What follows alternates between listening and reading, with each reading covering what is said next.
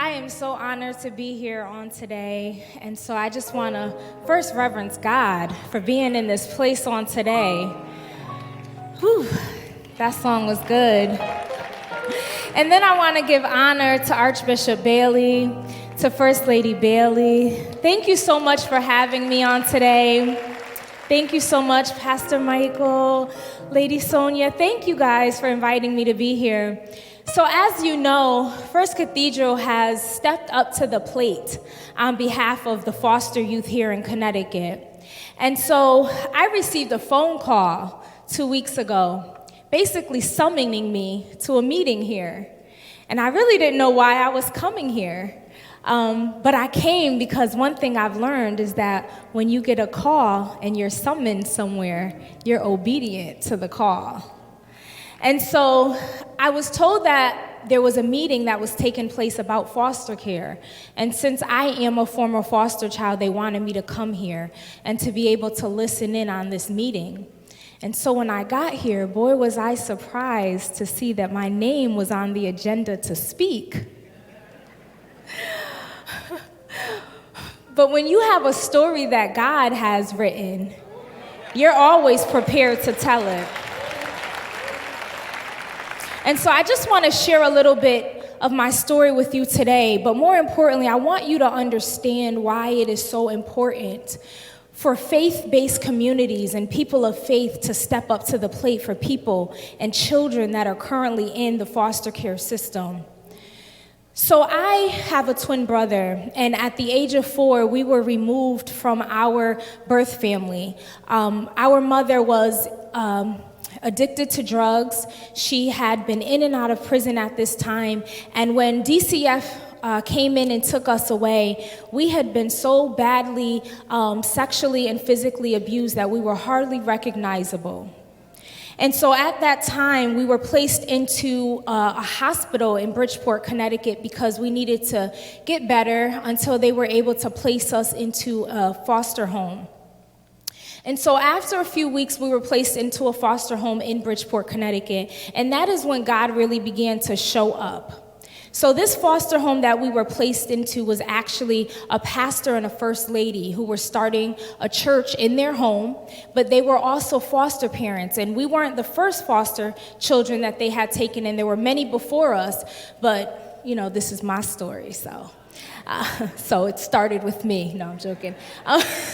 So we got into this foster family, and that's where we were first introduced to Christ, right? Because now you become the preacher's kids, and we all know the preacher's kids, you learn to do everything. You're ushering, you're playing the organ, you're in the children's ministry. You learn to do it all when you're the children of the preacher, right? So we learned how to do all those things in church, and I will tell you that, you know, I don't have the story of my first foster family treating me terribly, because they were people of Christ. They were Christians, true Christians. And so they treated us very, very well. And unfortunately, they went on a vacation, and so we were placed into a respite home while they were on vacation. Now, a respite home is a place that you go to kind of relieve the parents, the foster family, when they need some time away. And so these people are also credentialized to be to be able to care for foster youth. Well, unfortunately, while being there, I was actually molested while being in this respite home. And I know it's sad, but, you know, sometimes you got to go through in order to get out, right?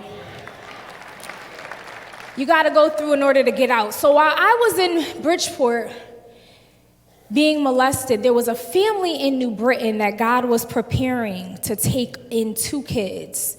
They were only looking for 1 child, but they were at their church going through a program through through DCF, learning to be adoptive parents. And they were looking through a book, and wouldn't you know it, they came across the page that had me and my brother on it.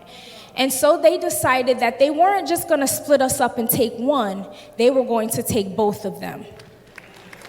Now, when they took us, they had no clue what they were about to get into, because I will not lie to you, foster youth comes with trauma. That's how we ended up in foster care.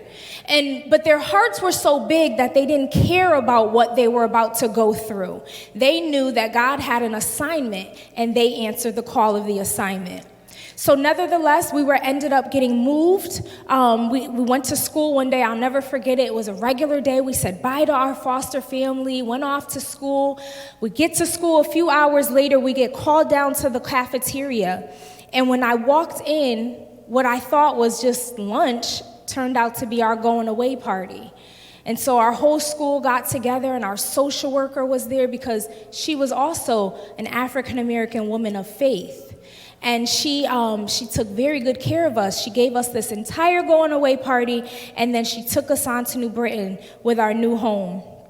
And while in this new home, again, they were a family of faith. So we were again in the church atmosphere. This is why it's so important for us to step up as a community. And so again, they taught us all the different things we needed to know about Christ, and they set the foundation for us so that even when we were going through things, we knew who to call on, right? And even when we started to go on a path that we weren't supposed to, we still knew how to get back. And so we began to go through life there, and my twin brother had his own trauma, and I'm not going to tell his story because God is still writing it. But he had his own trauma, and I, of course, had mine, but they showed up in different ways. And so my trauma showed up where I decided that I was going to be the overachiever, right? I'm going to do great in school. I'm going to get A's. I'm going to do my chores. I'm going to, whatever I have to do, because I was scared that if I didn't, I would go back. They never told me I would go back, but that's how I felt, because you don't trust people when you're in foster care, right? And I finally had a place where I felt safe, and I didn't want to lose that opportunity. And so while being in this foster family, one day we're about 14 years old, and our adopted mother called us into her bedroom, and she said, "Listen, I just got a call from your aunt," and our adopted aunt is her sister, and she said, "Listen, she called and she's incarcerated with this woman, right? My aunt is incarcerated with this woman, and this woman is in jail, and she's talking about these twins that she gave up for adoption."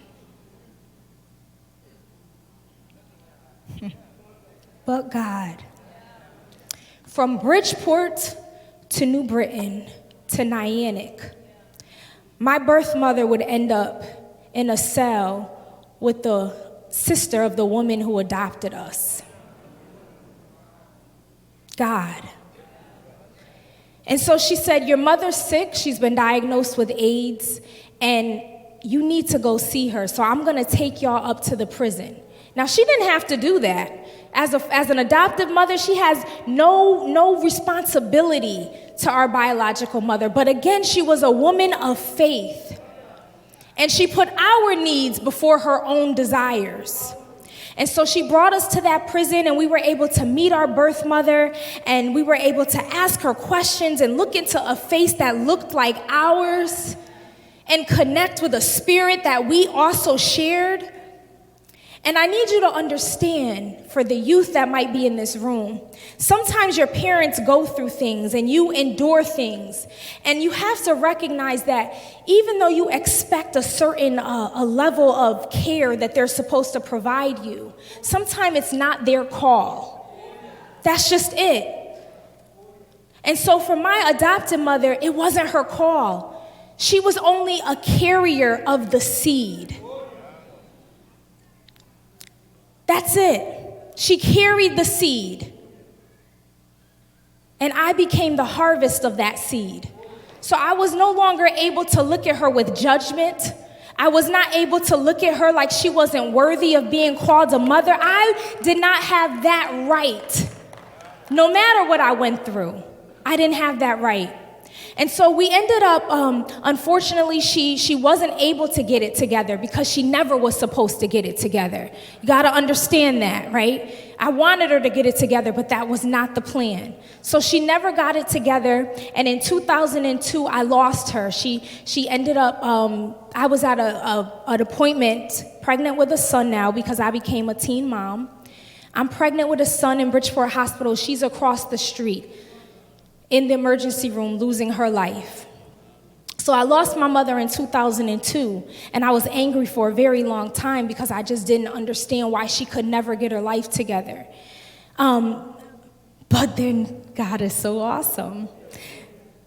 Because then I told you I was a single mom and a teen mom, and so you start running into arms of men who were not created to hold you or love you because you don't know any better.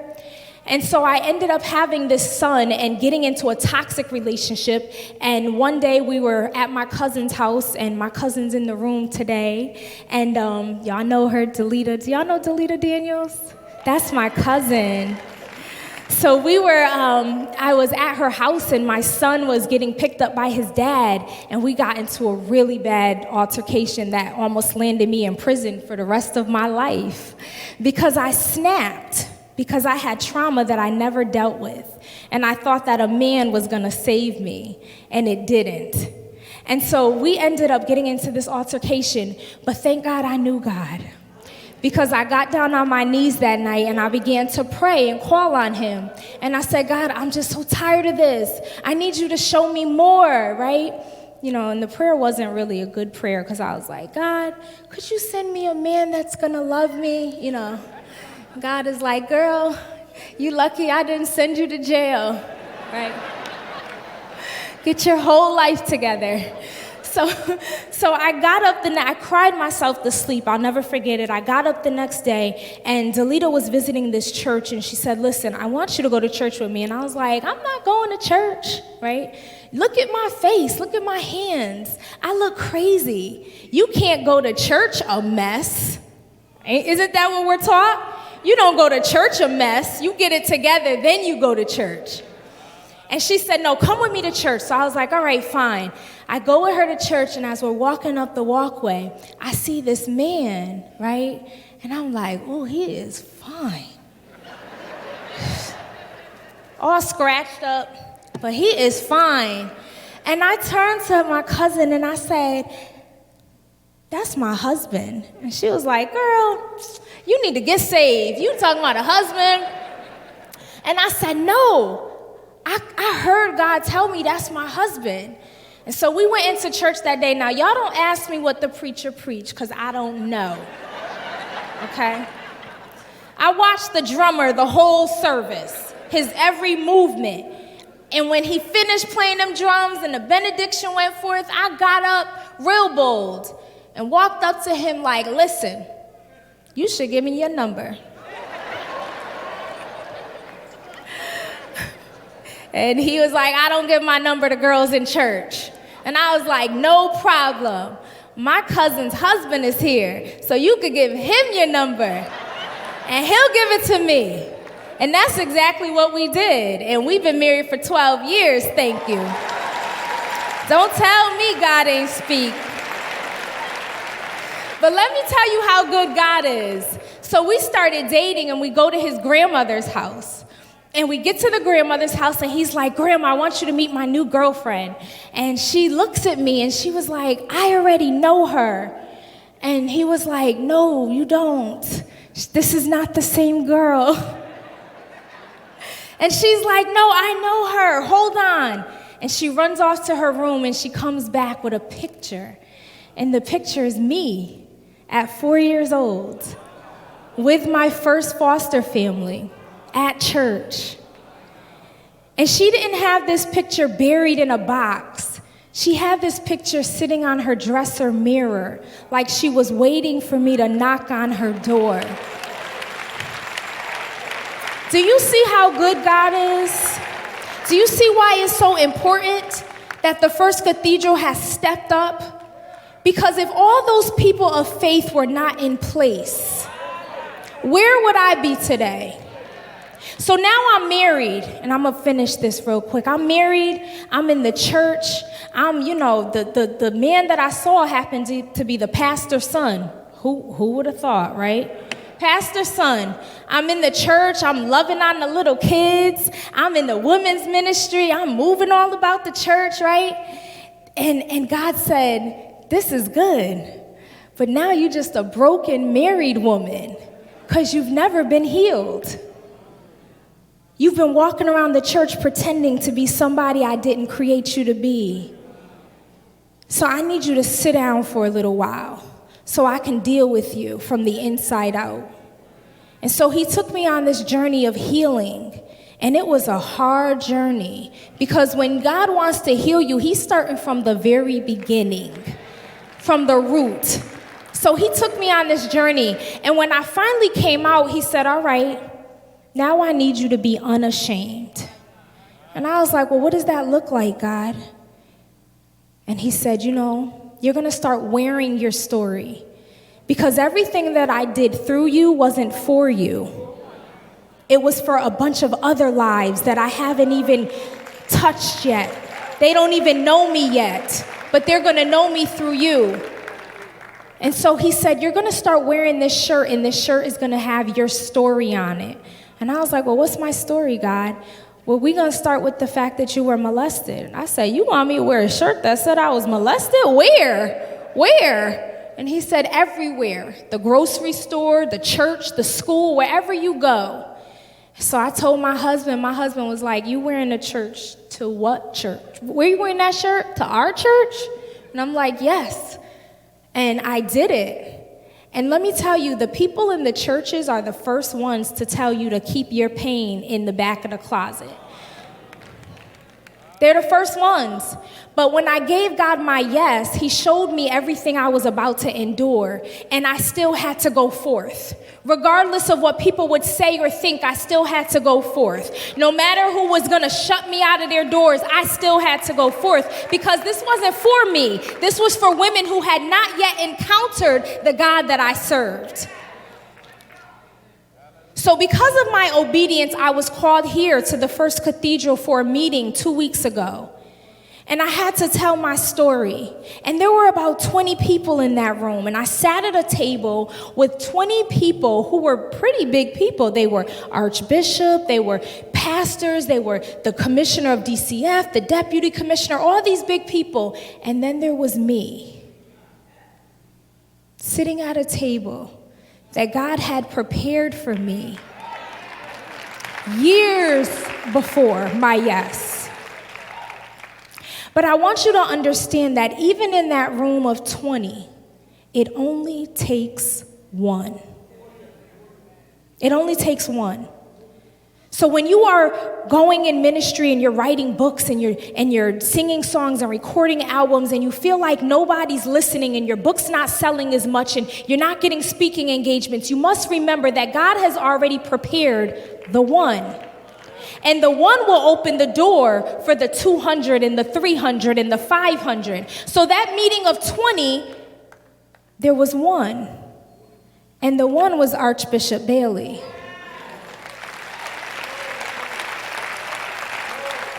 I sat in that meeting, I told my story, I sat back down, and Archbishop stood up, and he said, I need you to come tell that story to my congregation. And I said, okay. And I don't think it really hit me then. My team, we got home, and my team was like, do you realize that Archbishop Bailey just asked you to come speak at his church? And I was like, yeah, right? It didn't hit me, but as the weeks went on and I sat in my living room on Wednesday and I got a message from Pastor Leroy, and he said, I'm just confirming. And I was like, oh, this is real. This is gonna happen. And I sat over there today and tears began to fall down my eyes because I realized that everything I had gone through was bringing me to a place where I was gonna meet the one. And so I thank you, Archbishop Bailey, for the opportunity. I thank you for stepping up. I thank you for answering the call. I thank you for being the one. And we know that even when you are the one, there's someone right by your side, Mother Bailey, who's pushing you and helping you to continue to be the one. So I thank you and I celebrate and I honor you for 49 years in ministry. I thank you for continuing to walk beside God, for hearing the call, for answering the call, for providing opportunities like today, for people who, like me, don't look like what we've been through, but look at us today. Thank you for being the one. Thank you.